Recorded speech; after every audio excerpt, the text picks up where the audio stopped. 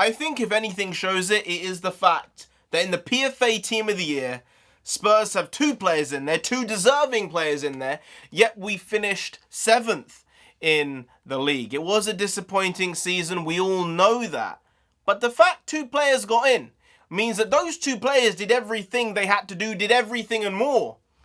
And like 5 or 6 players in the team just didn't pull their weight. So, I think there's some deadwood in that squad. I think there's some deadwood in that starting 11.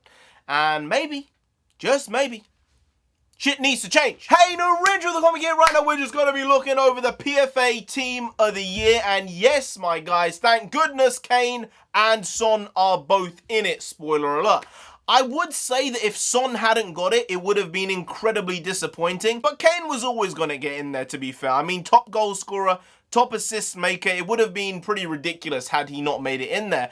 But when I was looking at a lot of pundits' best 11 of the season, Son just wasn't on their lists. I think I saw 1 or 2. Carragher said it, and maybe one other pundit put Son in their best 11 of the year. And I think Gary Neville put Rashford in there. My guy, Rashford has not had a good season, okay? I don't know what people are talking about. In the league, in the Champions League, in the Europa League, he's not had a good year. Now, he's done a lot of good stuff outside of that over the past 12, 14 months, all right?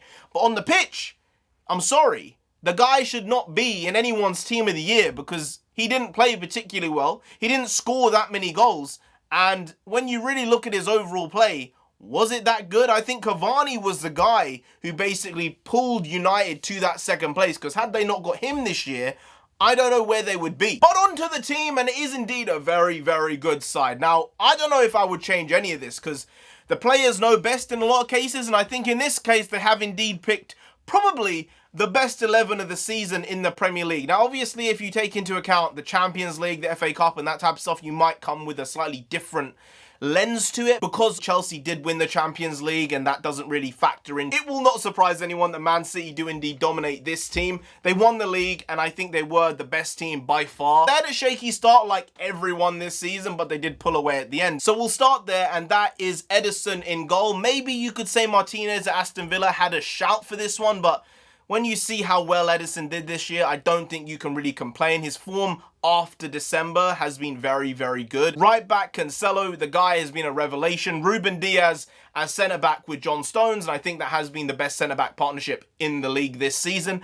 Left back, you have Luke Shaw, who has been resurgent this season. The guy is at a renaissance. He's come back into the fray, and because of that, he's got himself back into the England squad again. So the guy has had an incredible season. I wasn't expecting much from him, but I suppose this type of stuff is all about proving people wrong, and the guy had a bad run under Mourinho. A lot of people have bad runs under Mourinho, but he showed his worth at the end of it, and he had a very, very good year. In midfield, there was De Bruyne and Gundogan. Now, I think both those players deserve to be there, purely because of De Bruyne's assists and the fact that Gundogan had such a good middle part of the season where he essentially won City the title. Like, if he hadn't been performing to that level and scoring like 6 games in a row or something like that, he scored a lot in a short space of time. He had a real purple patch. City would not have run away with the league in the way they did. I understand most people will say this is nuts, but I do have question marks about the last player in midfield, and that is Fernandes.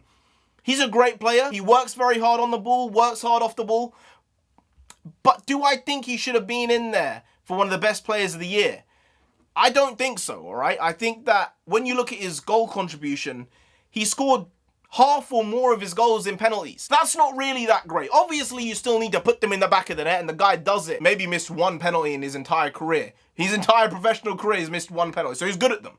But I think there needs to be some type of restructuring of how the league works with penalties and whether they count to your overall goal tally, because he finished second in the goal scoring charts, but he only scored like 8 goals or 9 goals from open play and scored the other 9 or 10 in penalties, and I don't think that's exactly right when you look at Kane scoring 19 goals in open play and 4 in penalties, and then there's Son scoring 16 goals in open play and 1 as a penalty, and Fernandes finishes higher in the scoring charts than Son. I don't think that's exactly right. Now, I have a bias with that because I want Son and Kane to do better than everyone else, obviously, but the point stands, and I think maybe there needs to be some type of restructuring to this, because I don't think it really counts, especially with the way VAR is now and how penalties are given way easier to certain teams and way more difficultly to other teams. And when you look at other players in the league, the same thing applies. I think that Vardy didn't have a particularly good season. He scored 15 goals, and I think over 9 or 10 of them as well came through penalties. Does that constitute a good season for Jamie Vardy? I can only imagine if he'd scored 2 or 3 more goals in open play and 1 more penalty, people would be saying he should be in Team of the Year. People would be saying he had a great season. I don't think he really had that good a season. Salah had a good season. Kane had a good season. Son had a good season. Gundogan had a good season. De Bruyne had a good season. Cancelo had a good season. Stones had a good season. Diaz had a good season. Shaw had a good season. But I don't know if Fernandes had that good a season. So I would say, for me, I might replace Fernandes with Mount. I might replace Fernandes with Rice. I might replace Fernandes with Souček. I might replace Fernandes with Grealish. I think all of those players had very, very good seasons for their clubs. And I just don't know if you can say that comparatively Fernandes had as good a season. Now that's just my opinion. People will disagree, people will agree, but I think I would add a Rice because I think it's a very offensive team, and I think maybe having one holding midfielder would do better for the team rather than having De Bruyne, Gundogan and Fernandes. But it's not about, you know, the team coherence, it's about who played best in the league this season, and I think it's a pretty good team. Kane, Son, Salah up top. The guys, they finished top of the scoring chart, so you can't really say that they shouldn't be there. And I'm glad that Son was up there, I'm glad Kane was up there, and I'm glad Salah was up there. The guy had a good season, even though Liverpool didn't have that great a season, to be fair. I think that Liverpool could have done a lot better this year, and really, when you look at it and break it down, Van Dijk was the reason they didn't finish higher. You know for a fact, if Van Dijk had been fit, they probably would have been challenging City for the title again this year. But shit happens. Bad shit happens, good shit happens, and hopefully next year will be a better year for everyone. Hopefully next year will be a better year for football.